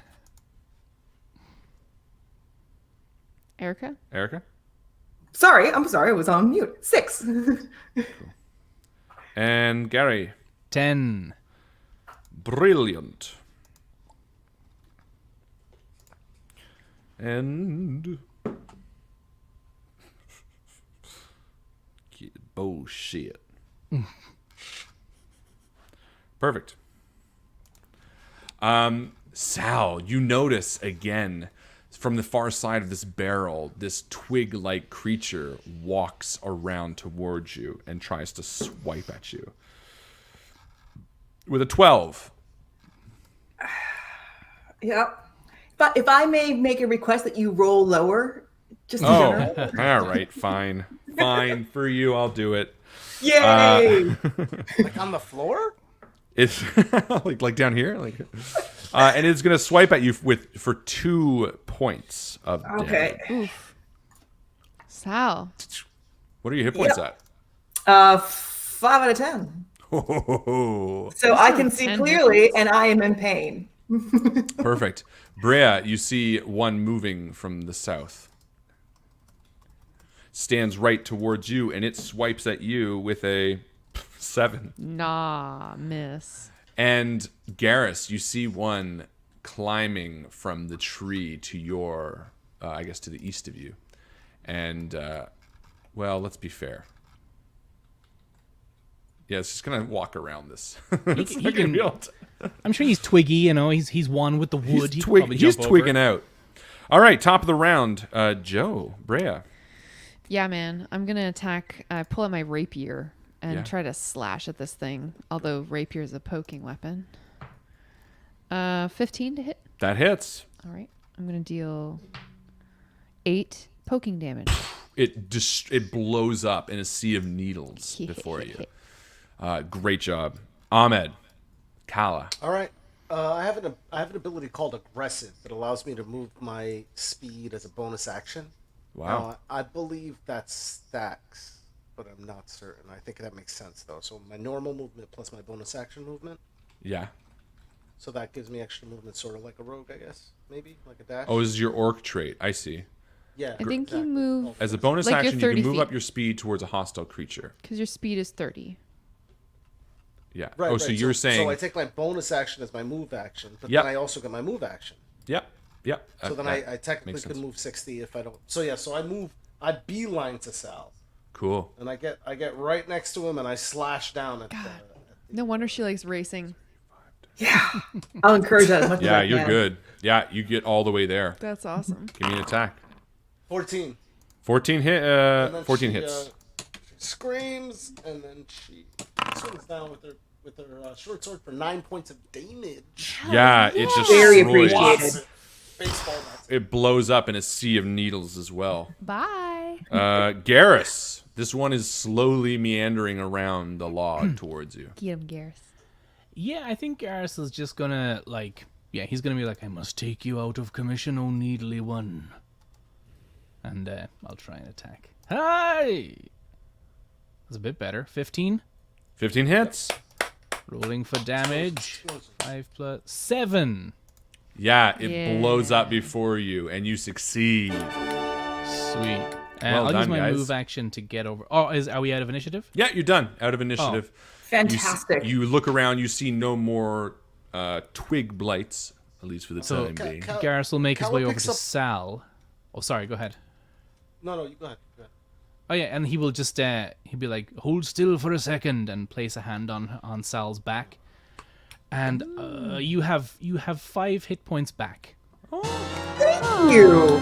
and he'll kind of like, ah, that took a lot out of me, more than I thought possible, and he won't be able to do that again for a little while. I need a little bit of a lie down before I can do that again. Forever. Uh-oh. Spend them wisely. The very least I can do for that. Thank you. That's awesome. Great job, guys. Yeah, is there anything else you want to do around here? Yeah. Calla picks up one of the twig blights and kind of smells it, Yeah. and then kind of bends it. Is it like a cactus or what is it? Yeah. It does. It gross. is. It's sort of like a cactus type creature. Yeah. And then But she, does it have like flesh tastes inside? it? taste it. Yeah. Okay. Is it food? Is it edible? I It is. think It's like a might be. plant, right?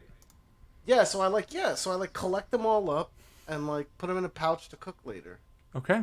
Yeah. You do Actually, that. apparently it's pine needles are supposed to Pine be. needle tea. Yeah. Yeah. We'll see how that works out. Oh yeah, I guess I put the pine needles in a bag of twig tea. Which is Perfect. On that note, do any of the needles have anything in them, like any sort of sap, any sort of residue that we should probably be aware of, having been I stabbed think by you'll them? find out, right? I don't know. Oh goodness! Give me a Oh, roll. goodness. Give me a Thank nature you. roll. Let's find out. Not finding out today, are we? That's a 9, right? At the bottom is a 9. I don't know. Yeah. You tell me. no, it's a bee. Well, it's 11 if it's a 9. It is. Yeah. Yeah. You know that. No, that twig blights have like, they're a creature, right? But they do have like let's call it like a really mild poison. And I'm not saying that they actually do, because they don't, but it gives like an earthy flavor to any tea you would make. So this just reinforces the idea that Kala kind of does want to make tea. Because I really think you should make some twig blight tea. I think it's a great Yeah, no, idea. Yeah, that's I awesome. totally. It's one of my things. I got a bag of twigs from my. I love it. village. I want to just do one thing before we move on. Yeah. You said that these traps look super old. And we Yes. know that the leader of the town of Hythe is a dwarf, potentially, this Correct. Meduline Silverarm. Yep. I want to just quickly hop over to one of these traps and take a look. Do they seem dwarven? Okay, give me Would a I roll. be able to sort of parse that out? Or is it like some other, where you would look at it and be like, oh, it belongs to that cultural? Absolutely. Why don't you give me a rule? Okay. I'm going to go, I think history probably. Sure. Now remember, you all have inspiration too. 4. So never mind. I go over. I'm like, it's a stick. Do you want to use your inspiration? No, I don't. I'm going to be giving you guys a lot of inspiration. So Great. you don't need to worry about holding on to it so So much. let's pretend that I didn't roll that. Well, that's yet. why I told you before, Well, but then you I rolled real can't. quick. Yes. But I'll let you Well, roll. let me go over and look at it then. Yeah, come and look, Sal. Sal. Where are you exactly? You're down there? Okay. Yeah. I've been No, hanging because you out by wouldn't know what's myself. going on. I want Bria to roll twice with her inspiration, All right. and then if she fails, then she can come over and ask Sal. Because I do want to. Natural 20. There you Well, go. there you go. See, Natural today. 20. Get back over there. I got this. get the fuck back. Stay away from me. No, I think I love Sal, and I think Sal would be inquisitive. But I also, we don't want to have each person roll on something just to see where Yeah, it is, yeah, because yeah, I do think yeah. it was very specific to Bree's mindset at the moment. With a natural 20, okay, interesting. So, no, these traps, first off, do not belong to a specific culture, but you do recognize them as very old, like very old. And two thoughts occur to you, and you're not sure which is true, but both seem equally plausible. That either these traps existed before the darkness fell, and that they were frozen in place and thawed for these people to come across and interact with, or there was a culture that survived over here when everyone else abandoned them. And you're not sure which of these is the truth just yet. But what you do know is this, that these traps were here along with the darkness.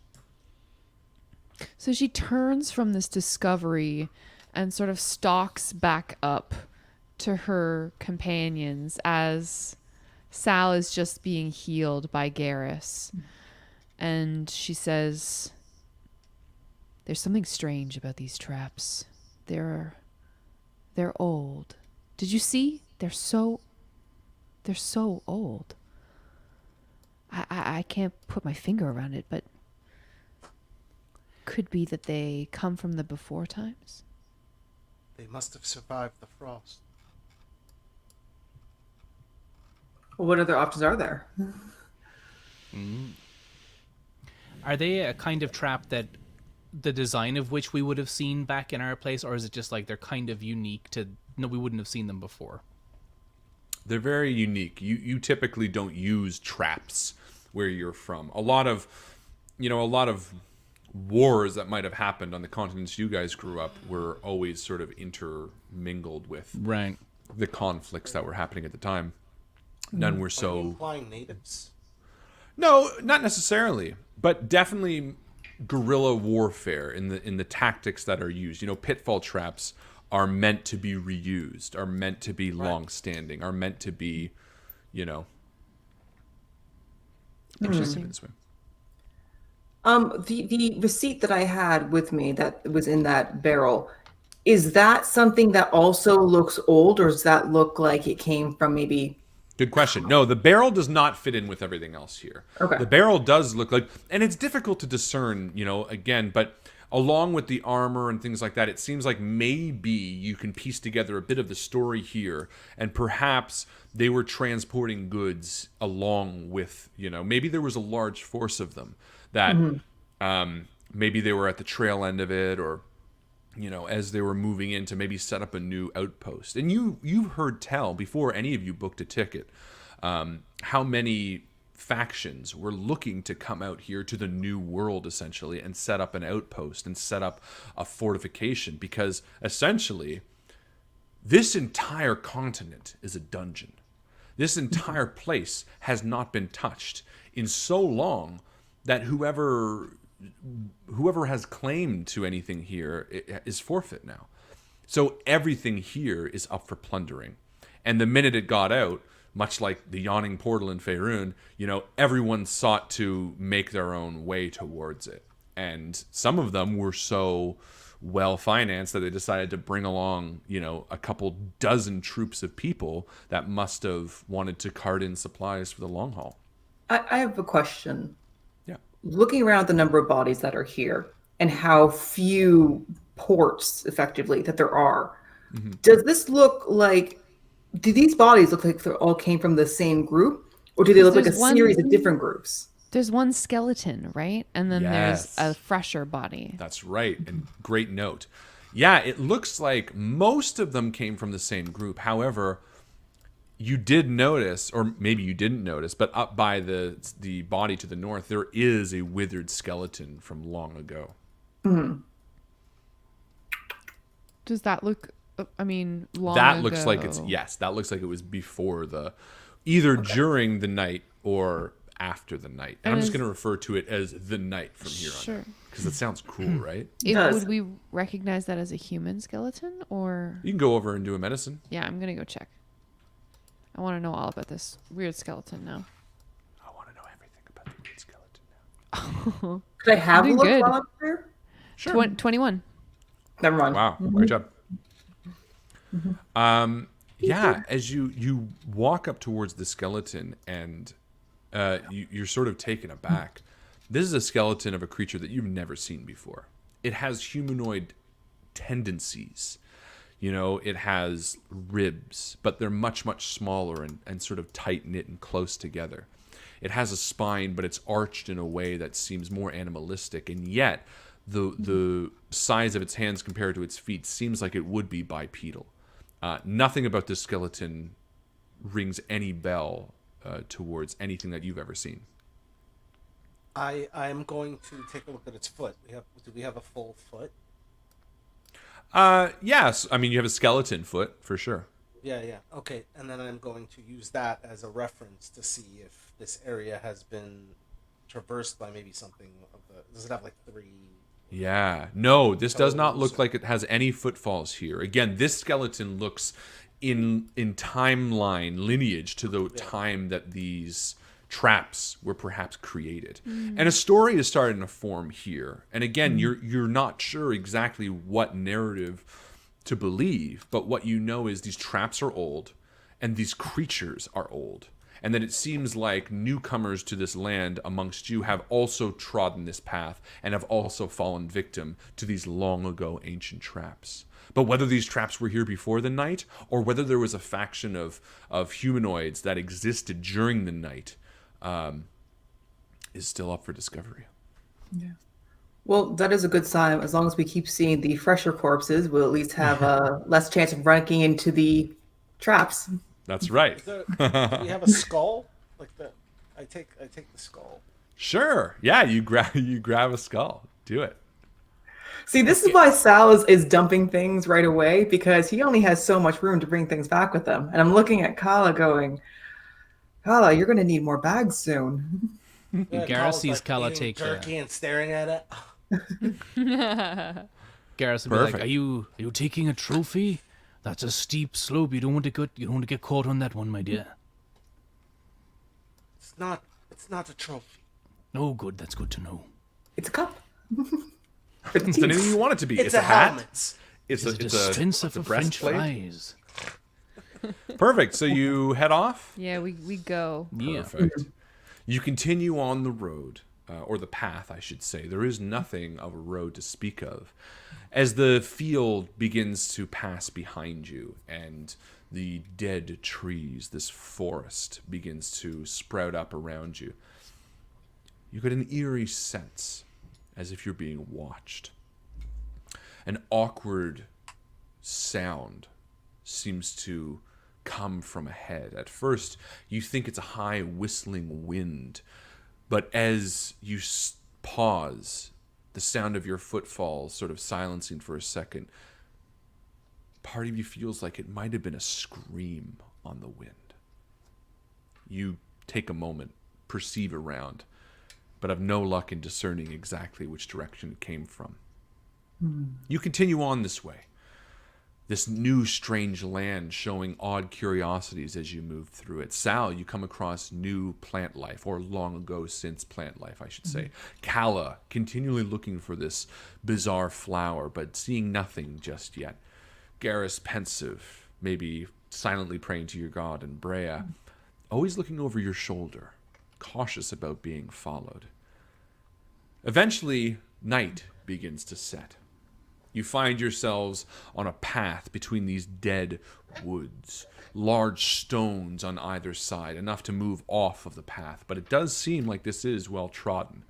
You think maybe by next morning's light, if you wake up early enough, you should be able to get to the city, or to the small settlement rather, just before the afternoon. What do you decide to do? Camp? If so, where?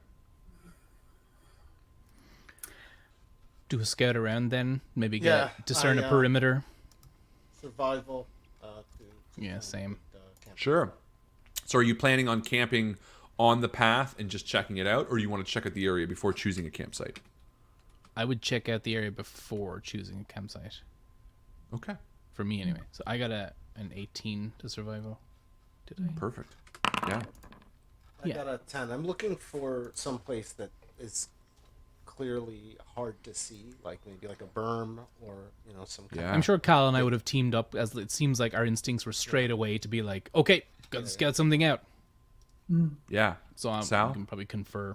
Are you doing anything, Bria? Brea's started to collect some firewood. Cool. Just like snap off your Yeah, kindling, guys. they'll grow back in the morning. Is any of the stuff something that can be burned though? Like, is there actual firewood around? Oh yeah, absolutely. Okay. Like, the denseness of the trees, the water that's within them is still pretty deep. These are thick, old trees. And again, all of you know that this was a place that was once lived in, that hundreds of years ago, perhaps older. Apparently, from what you remember of stories or what you've been told, that civilization lived throughout this entire land. This was the home of your peoples. So a lot of the land that's starting to come back to life does have elements that you are familiar with, Kind of feels like the road, like banks of ash and dark trees. Yeah, very much. Yeah. There's an unsettlingness when the darkness comes, because you're like, is it going to come? Is the sun going to come back? Yeah.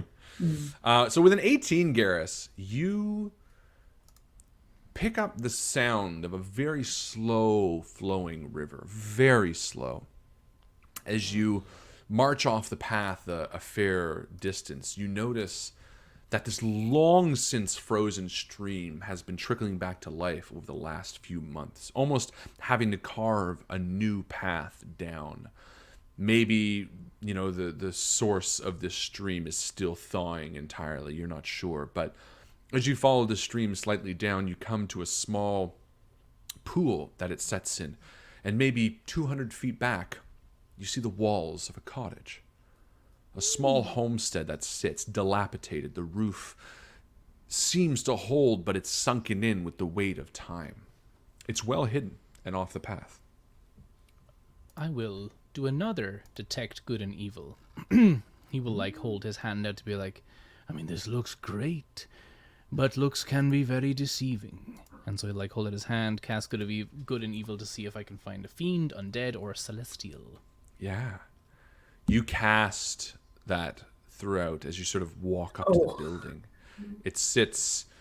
What? Sal looks scared. That was a yes for casting. I thought it was yes for yes, you found something. Oh, no, sorry. A dragon!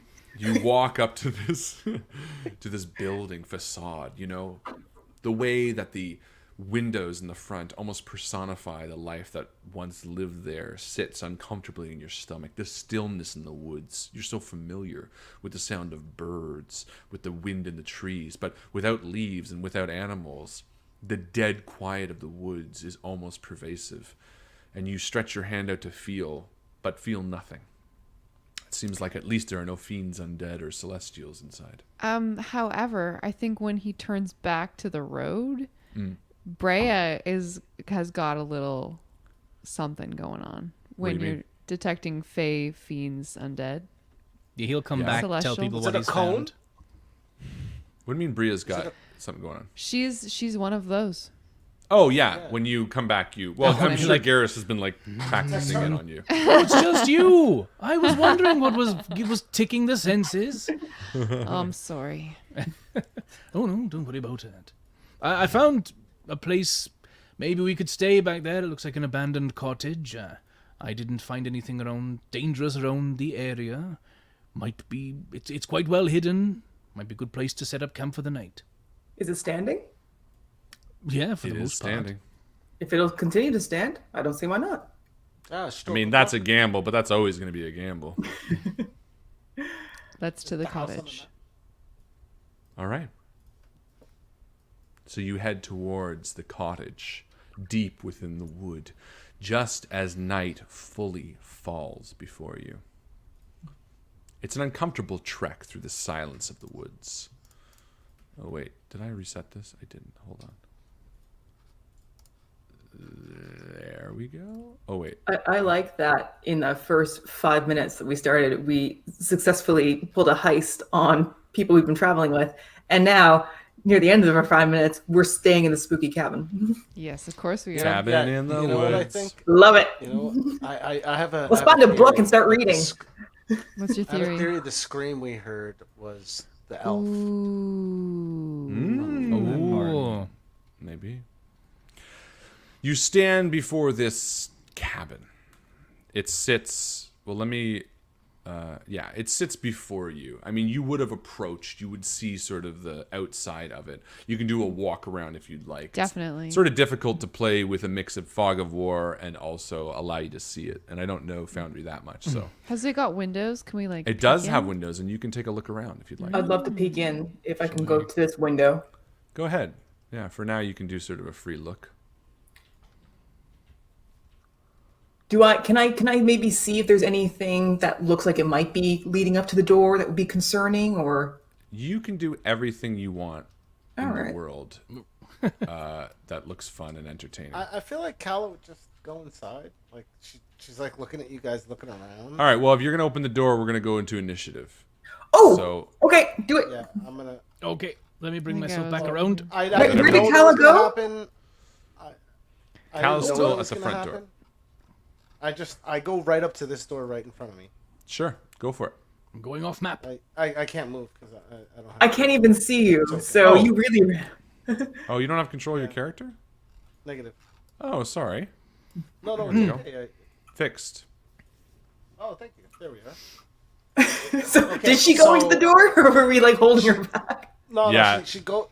You Don't guys do can. I mean, stop me. She walks up and she says, "Well, if you want to know if somebody's there, you know," she knocks. Yeah, if you're gonna knock, I think unless we're like super fast. Yeah, you knock? Is that what you're doing? Yeah. Yeah, you knock, and the knocks echo loudly within the vacant house before you. I mean, this house is very clearly abandoned. If nothing breaks, The I'm not going to stop her turns from going around in. and she shrugs. Then she goes in. I'm gonna go in. All right. The door creaks open as the fading light from outside casts stark shadows for only a brief moment. Luckily, you all have night vision. Night vision let's- party. Prepared. Night vision. We'll Hey, just so- keep so- initiative order for terms of movement, and let's keep track of movement. Ahmed, what does Kala do? Is this fire lit? It appears to be lit. Am I not? No, I just added it so that you had light in here, and then I forgot that you all had night vision, so don't worry about it. Okay, excellent. Okay, so yeah, no, she Fire steps goes out. aside carefully. I see this twig. Is it alive? Like I like step in carefully. I look at and I want to poke the twig to see if it's alive because we've been Sure. fighting twigs. Yeah. Is it alive? Yeah, you poke the twig, and it lashes out and attacks you with a 7. It misses you, I'm assuming. Yeah. Oh yeah. Yeah. We were looking for firewood. Yeah, you were. So it goes to lash towards you and sort of springs to life before you. Yeah, this creature before you is alive. You've only taken a few rounds of movement, so you can attack. All right.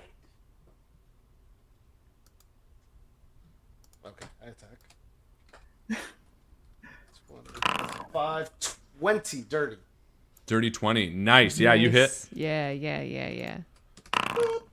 9 points of damage. It explodes into a Yeah, sea I'm of getting good at twigs. killing these things now. Oh, you're getting great at I killing hold these it down things. with one sword and chop it in the middle. So you have about 3 more squares of movement.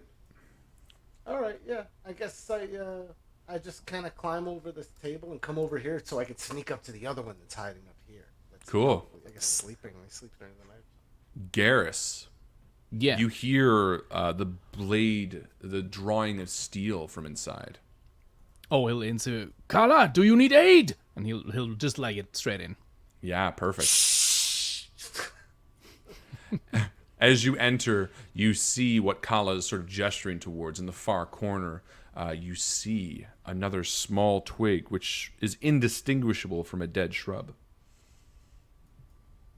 Well, Garrus will say, I heard a weapon drawn. What has happened? And I point the sword at it. Oh, See it. another one, huh? Yeah, head And I towards do it if you dare. I suppose we should.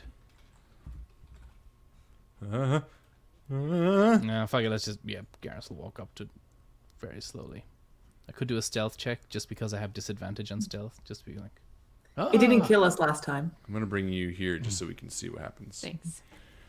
Yeah, you see this twig is unmoving. That's the friendly one. Yeah. yeah. He'll look at Kala and point to Oh, it. it's gonna be our guide. Did yours move? This looks dead, maybe. And he'll poke it with his. He'll take his sword and just like. Yeah, Kala shrugs. Yeah, and it makes an attack at you It latches onto your face. for a 10. No, that misses. Yeah, it's like Goodness nothing gracious! happens. You still have your action? Yeah, he'll bat it away with his shield. I suppose he'll just try to hit it. Do it. Well, wait.